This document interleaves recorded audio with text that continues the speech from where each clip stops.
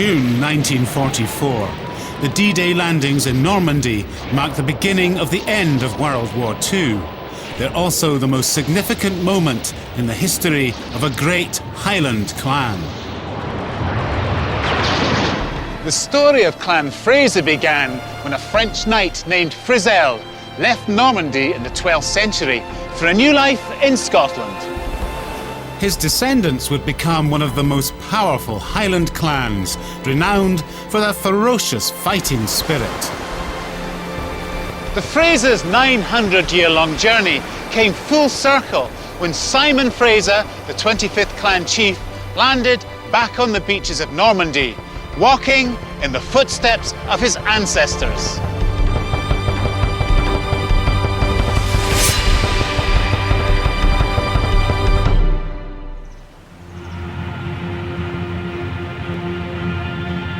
The history of the Highlands and Islands has been forged by war.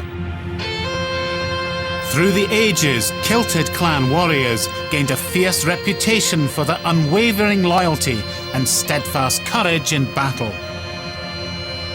I'm making a personal journey beyond the myths and the tartan to uncover the real story of Scotland's Highland clans.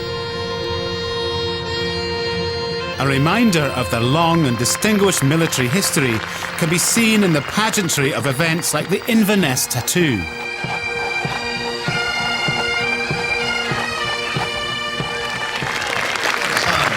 of the mass, pipes and drums. Centuries before the modern British Army came into being, the Highlands were already a warrior society. Each clan was like a regiment, and bound together by ties of honour and kinship, these bands of brothers could be quickly mobilised in times of conflict.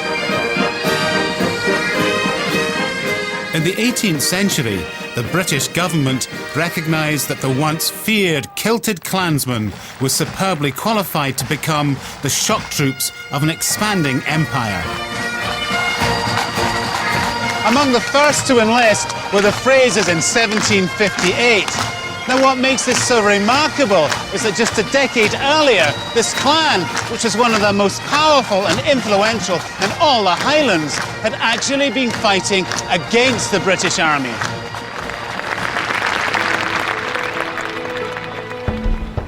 At the height of their powers, the Frasers controlled the rich lands to the west and south of Inverness.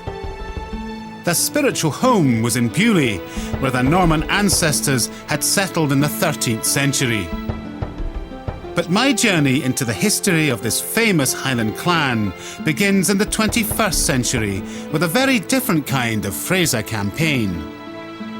Today, Simon Fraser, the current clan chief, is fighting plans to erect massive pylons that would carry electricity cables across his ancestral lands. In Beaulieu, I asked Simon how the battle was progressing. It's going to be a Beaulieu to Denny line. It's going to be the 165-foot pylon, and that is 3 times higher than an average tree in Scotland. Every power generation facility north of Beaulieu runs into the switching station, which is here at Balbelare. So this is the route here. And that's going through what was the ancestral Fraser lands. This is all ancestral Fraser land. I mean, this is something that's going to affect Scotland, and once these pylons go up, they're never going to get taken down. They're going to be motorways of pylons. They're going to be going from the north of the Highlands through the whole way down through the Cangles National Park and areas of extreme natural beauty. Why are you so passionate about this? Well, my personal role in all this is I have a voice in the Highlands, and people are, by the nature of my past. And I feel I can do something about it. So this is a campaign that you're fighting personally now, because your family have got a long history of fighting campaigns. Do you think this fighting tradition built up by Clan Fraser has served them well? Absolutely, yeah. Absolutely. It's a romantic and rich, colourful history. I think the Frasers have always fought hard for what they believe in. Right or wrong, that's irrelevant. I think people admire that. You see it even today. People really feel passionately about belonging to this larger sort of romantic ideal of a clan with military background. They love the idea of fighting. I think it's a remarkable history we've got. It's 1,000 years of history, and there's few things more romantic than the clan ideal. 250 years ago, belonging to a Highland clan could be a matter of life or death. In the 18th century, the Frasers became involved in a violent struggle for control of the British crown.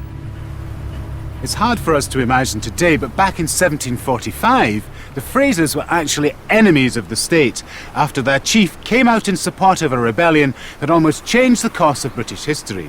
It was a decision that would cost Clan Fraser dearly.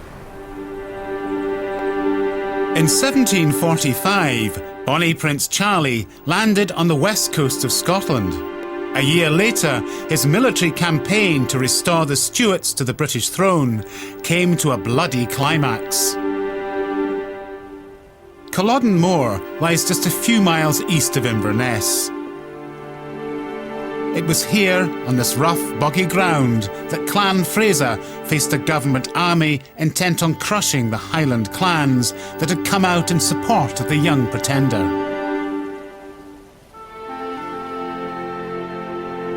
The Battle of Culloden ended in total defeat for Bonnie Prince Charlie and the Jacobite army. In less than an hour, over 1,300 clansmen were slaughtered here, including many, many Frasers. And in the bloody aftermath, their bodies were unceremoniously dumped in these mass graves. The Frasers who fought and died at Culloden had answered the call of their clan chief to join the rebellion of 1745. In the years before the battle, Simon the Fox climbed to the very top of British society.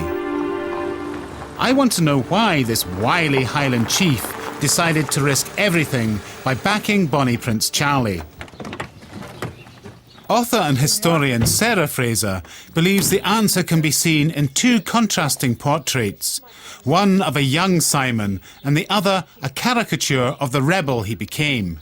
Two portraits of the most notorious member of the clan, Lord Lovat of the 45. Simon the Fox. Simon the Fox. This is before he became what someone has called the last and oldest of the great Scottish Celtic chiefs, and the other one is when he is. So what I quite like about it is there anything in this that would show you who he was going to become and why? And Well, what kind of character was he? I mean, he's called Simon the Fox. Is there a reason for that? there came to be a reason, and I think initially it's because he was a thwarted man, because he wasn't born to be the chief. He was the second son of the second branch. So how does he become clan chief? Due to a series of deaths from which he benefited, he suddenly found himself propelled up the family tree to becoming the male heir. Except for one thing, the late Lord Lovat had daughters, and the oldest of these was the female heiress. Her family intended her to marry someone else and control the Frasers through her, and Simon wasn't going to have any of that. So this is all about Simon trying to become clan chief? Precisely, yes. He decides he'll forcibly marry the mother of the heiress, and he tells her the good news, and she refuses him. So what he does is bring in a parson, and one of the records says the lady not being willing, the parson was called for and the bagpipe blown up to drown her screams of consummation, and he forces a marriage with her. Sounds like rape. Yes, it is and it isn't, because afterwards, when her family try and retrieve her, she doesn't want to go. She wants to stay with him. And through all the law cases which they do bring against him, she won't testify. But she agreed to live with him, was happy to live with him afterwards. But he seems a very ambitious man. Yes. He's very focused. He's got a lot to prove. He has got a lot to prove. And he is the heir and he will become the chief. Sarah, shall we go and have a look at the other portrait? Yes, let's, because this is the whole point. This is a portrait of Simon Lord Lovat in the last year of his life, and this is who he has become to the British people by this time. And that face is full of character.